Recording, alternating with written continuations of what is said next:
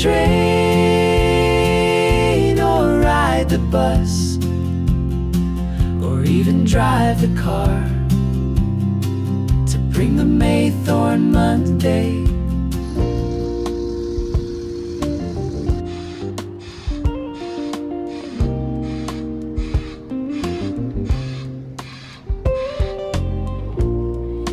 Buses roll where the hedgerows lean, through Cheshire fields so lush, so green.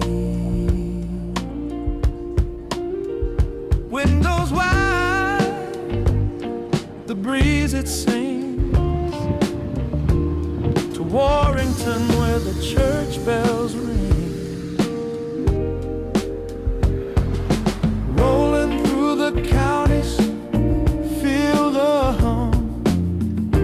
Wheels keep turning, here they come to Whitchurch lanes, to towns unseen, on buses blue where life convenes.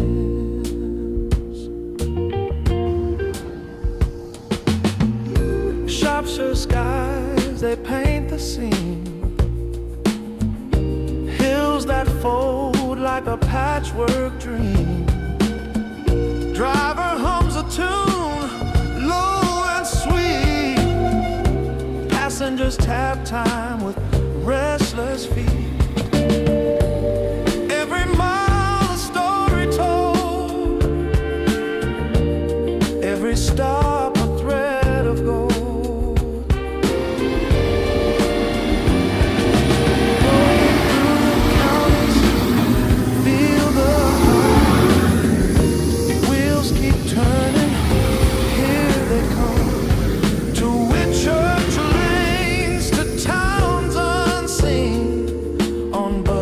I had a wander around Whitchurch town centre and had a coffee, and I sat there and listened to a really clever musician.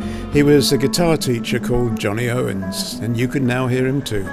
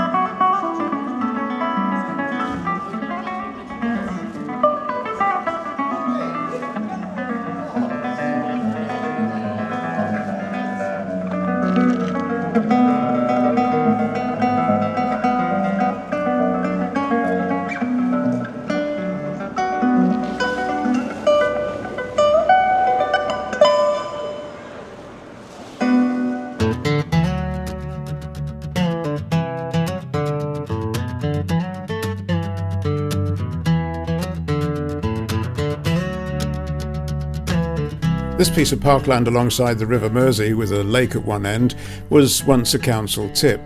As you may guess, an old landfill site generates a lot of gas, and this has to be caught and dealt with. So as you wander around this park that they've built, you'll see various pipes and bits and pieces that help them check the pressure and to siphon off the gas.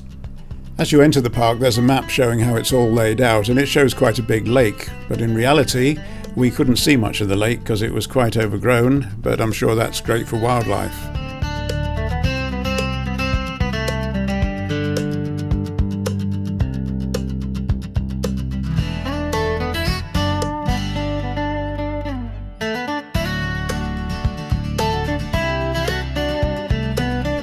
Port Sunlight River Park is a 30-hectare green space. Now, hectares are something I cannot picture in my head. And those who tell you that something is the size of several football pitches, I can't picture that either, but I'll tell you 30 hectares is here for those of you who can visualise that. It's big, and it's a stunning green space. It's good for wildlife, it's good for cycling and walking and picnicking, and it's particularly good for views of the River Mersey and across into Liverpool because one edge of the park goes alongside the river. If you need to get a few steps in, then there's 3 miles of pathways here. Why don't you try them all? Time to get my little mini drone to follow me down to the river so you can have a look over to the other side.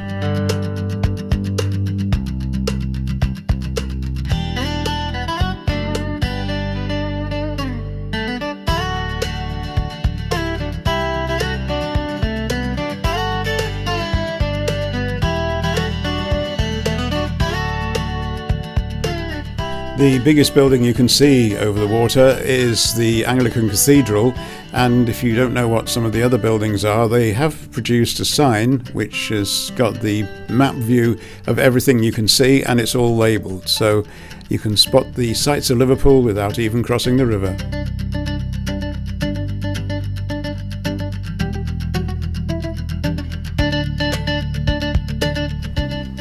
Moving on to the picnic area, it's also a good place to have a look out.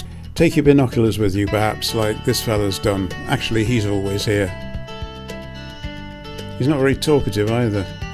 Oh, I nearly forgot to mention there's a cafe here where my brother and I had coffee and cake.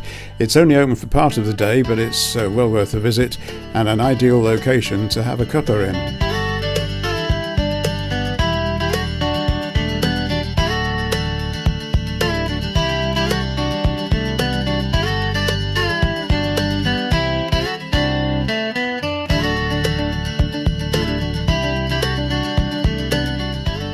If you look up to your left, you can see the Tranmere oil terminal in the distance, and if you want to get here by bus, the Liverpool to Chester services, the number 1 and the X1, they stop at the end of the road. You just have to walk down the road to get here, or a little further away is Port Sunlight Station. Port Sunlight itself is absolutely full of these beautiful black and white buildings. Even the station building is interesting to look at. There's a cafe right opposite and one slightly to the right, and the one slightly to the right is run by people that I knew from Hamilton Square, where they used to run the Nettle Cafe there. They've taken over this bank building and moved their entire menu down here. Across the road from the Nettle Cafe is the Gladstone Theatre, but we haven't come here today to see a play or see somebody sing or anything like that. Right behind this theatre there's a huge courtyard, and it's a Sunday and it's a farmer's market. And in case you hadn't heard, we tend to go to farmer's markets every weekend now. We find them all over the Wirral. As you walk into the courtyard, you'll see a few of the vans belonging to businesses that come here, so it's not just farmers. There's a wide variety of international cuisine here and a few other stalls as well. The main thing we come for is Old Oak Farm. We buy our vegetables from them every week, and we have to follow them round from one farmer's market to another. After a long hot summer, the British rain is never far away these days, so you need an indoor area to go and retreat, and there is one at this market. Well, I've convinced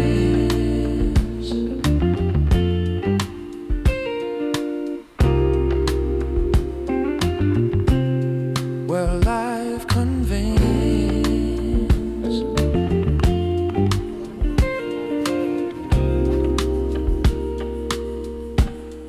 Well, I've convinced There's live music here, which may not be to everyone's taste.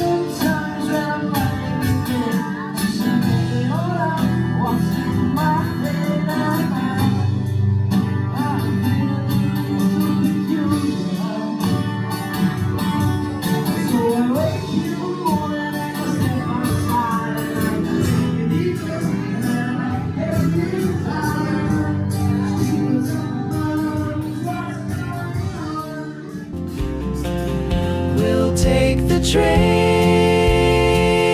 or ride the bus, or even drive the car to bring the Maythorn Monday. We'll travel near or